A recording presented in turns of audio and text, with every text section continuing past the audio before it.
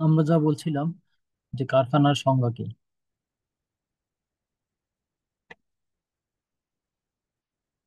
কারখানা হলো যেই এমন কোন স্থান, ঘর বাড়ি বা আঙিনা যেখানে বছরে সাধারণত কোনোদিন 5 জন বা তার বেশি শ্রমিক যদি কর্মরত থাকেন এবং সেখানে কোনো উৎপাদন প্রক্রিয়া চালু থাকে,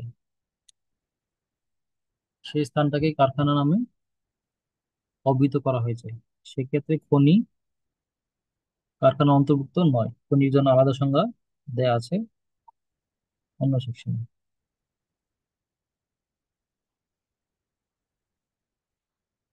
তারপর 8 নম্বরে কিশোর কিশোর শ্রমিকের সংজ্ঞা দেয়া আছে। কিশোর বলতে কাদেরকে বোঝাবো? তো কিশোর হলো বাংলাদেশ শ্রম আইন 2006 অনুসারে যাদের বয়স 14 বছর পূর্ণ হয়েছে কিন্তু 18 বছর পূর্ণ হয় নাই এমন কোনো ব্যক্তি, সে কিশোর হিসেবে গণ্য হবে।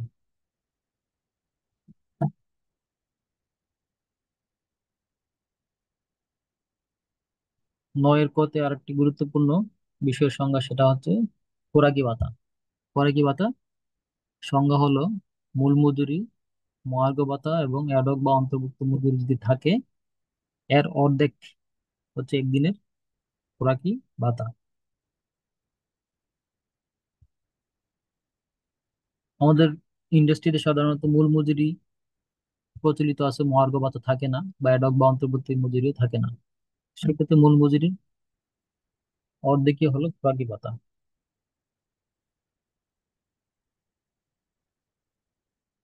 শ্রম আইনের আরেকটি গুরুত্বপূর্ণ বিষয় হলো গ্র্যাচুইটি, যদিও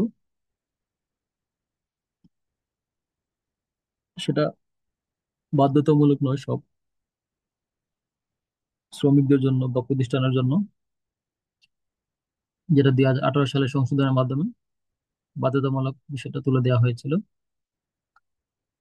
গ্র্যাচুইটি হচ্ছে কোনো শ্রমিক যদি কোনো প্রতিষ্ঠানে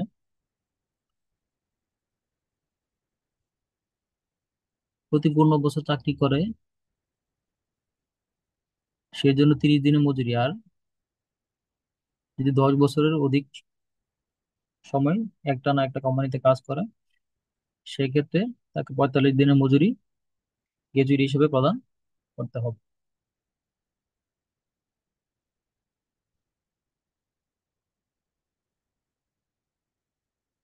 2-11-তে ছাঁটাই বা রিপ্লেসমেন্ট সম্পর্কে বলা হয়েছে বা ছাঁটাইয়ের সংজ্ঞা দেওয়া হয়েছে। ছাঁটাইয়ের সংজ্ঞা হচ্ছে যদি কোনো প্রতিষ্ঠানে শ্রমিক যদি অপ্রয়োজনীয় হয়ে পড়ে, প্রয়োজন অতিরিক্ত শ্রমিক হয়ে গেলে তখন মালিক শ্রমিকদেরকে তার চাকরি থেকে ছাঁটাই করতে পারে। সেক্ষেত্রে নিয়ম হচ্ছে যে যেই শ্রমিক সর্বশেষ জয়েন করেছে তাকে সর্বপ্রথমে ছাঁটাই করতে হবে।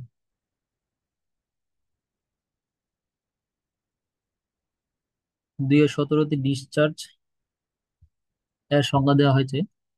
ডিসচার্জ হলো কোনো শ্রমিকের শারীরিক বা মানসিক অক্ষমতার কারণে অথবা অব্যাহত ভগ্ন স্বাস্থ্যের কারণে মালিক কর্তৃক কোনো শ্রমিকের চাকরির অবসানকে ডিসচার্জ বলা হয়।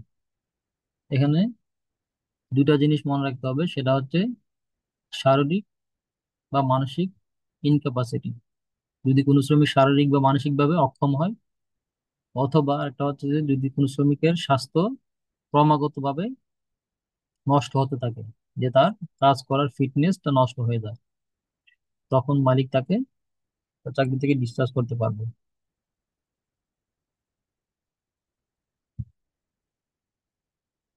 আর একটা গুরুত্বপূর্ণ বিষয় বাংলাদেশ শ্রম আইনের যে দিন, আমরা আমাদের salary, over time, working hour ইত্যাদি ক্যালকুলেশনের সময় আমাদের যেটাই প্রথমে আসে দিন এবং সপ্তাহ। দিন হলো ভোর 6 ঘটিকা থেকে শুরু হয়ে এর পরবর্তী নিরবচ্ছিন্ন 24 ঘন্টা সময়টাকে একদিন বলা হয়।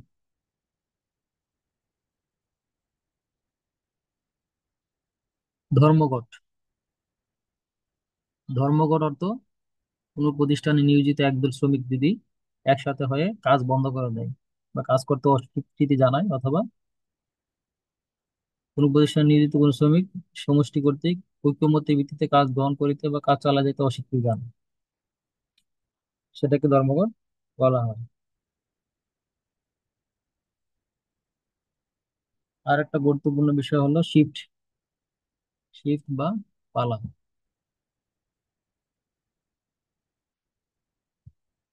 শিফট হলো যে একই প্রকারের কাজ, একই ধরনের কাজ বিভিন্ন সময়ে দুই বা ততোধিক দলে ভাগ হয়ে যখন একই ধরনের কাজ একটা প্রতিষ্ঠানে শ্রমিকরা সম্পাদন করে, সেই সময়টাকে শিফট বলা হয়। তা আমরা যারা ওয়াশিং এ অথবা গার্মেন্টস ফ্যাক্টরিতে আছি, আমাদের বিভিন্ন সেকশনে তাদের সুবিধা মতো শিফটিং করাতে হয় উৎপাদন প্রক্রিয়ার সুবিধার জন্য।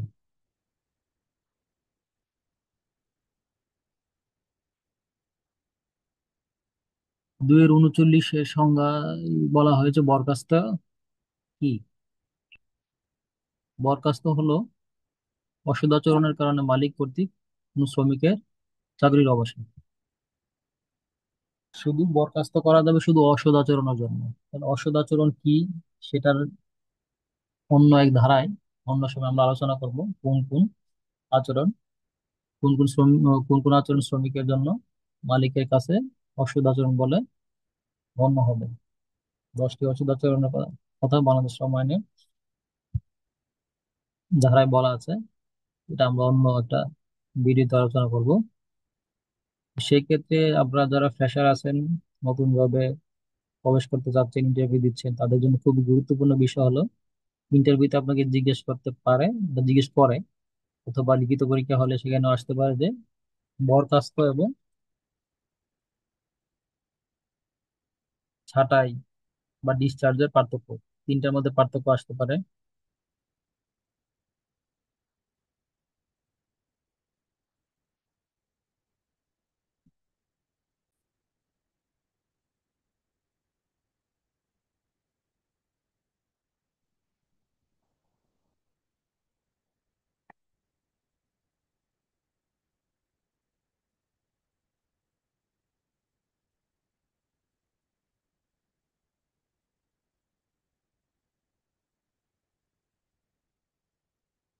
2-45 আমরা আমাদের কর্মজীবনের সবচেয়ে গুরুত্বপূর্ণ বিষয় হচ্ছে বেতন বা মজুরি।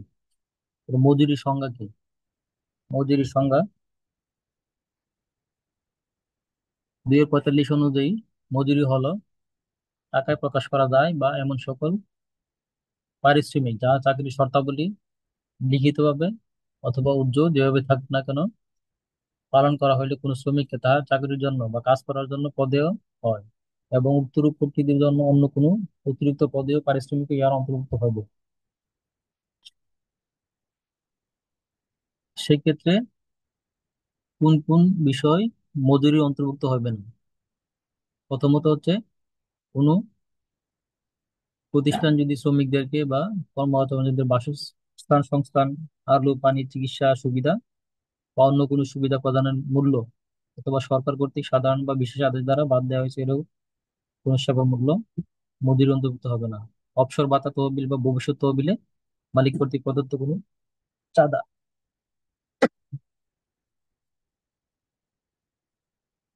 তাহলে প্রভিডেন্ট ফান্ড অথবা অবসর ভাতা তহবিল মজুরি অন্তর্ভুক্ত হবে না। 3 নম্বরে আছে কোনো ভ্রমণ ভাতা বা ভ্রমণ রেয়াতের মূল্য অন্তর্ভুক্ত হবে না। চতুর্থত হচ্ছে কাজের প্রকৃতির কারণে কোনো বিশেষ খরচ বহন করিবার জন্য কোনো শ্রমিককে প্রদত্ত অর্থ।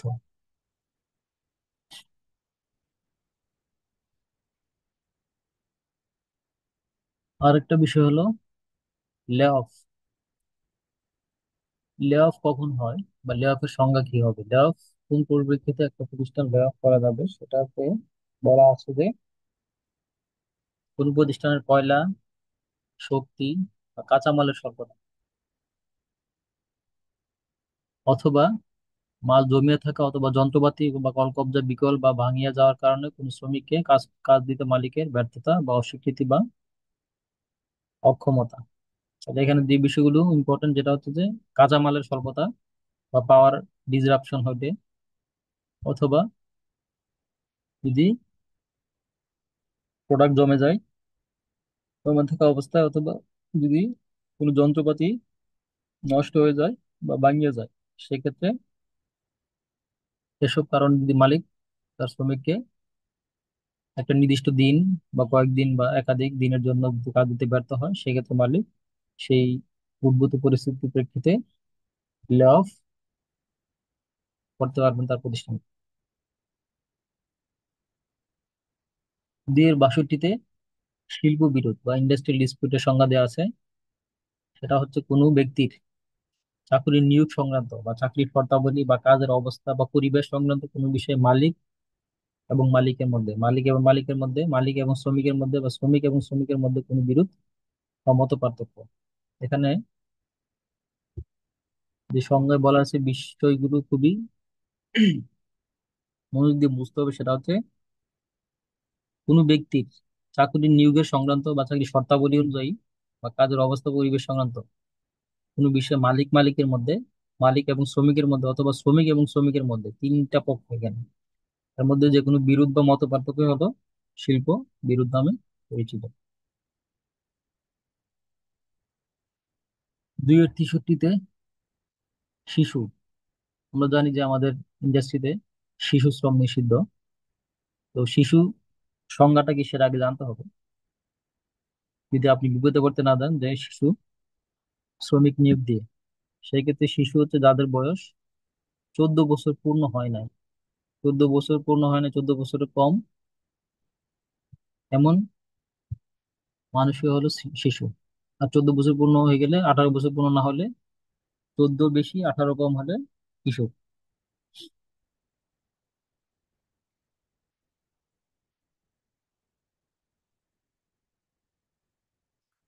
আর একটা গুরুত্বপূর্ণ বিষয় হলো শ্রমিক।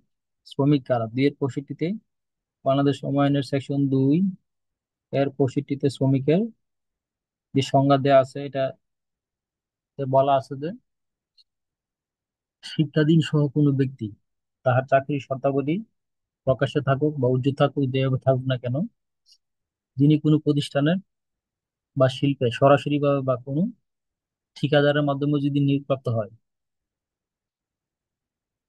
ঠিকাদারের মাধ্যমে নিয়োগপ্রাপ্ত হলে কিসের বিনিময়ে? মজুরি বা অর্থের বিনিময়ে কোনো দক্ষ, অদক্ষ, কায়িক, কারিগরি, ব্যবসা উন্নয়নমূলক অথবা কেরানিগিরি কাজ করবার জন্য নিযুক্ত হন। এখানে বলা হচ্ছে কোন কোন কাজের জন্য সে নিযুক্ত হইতে পারে।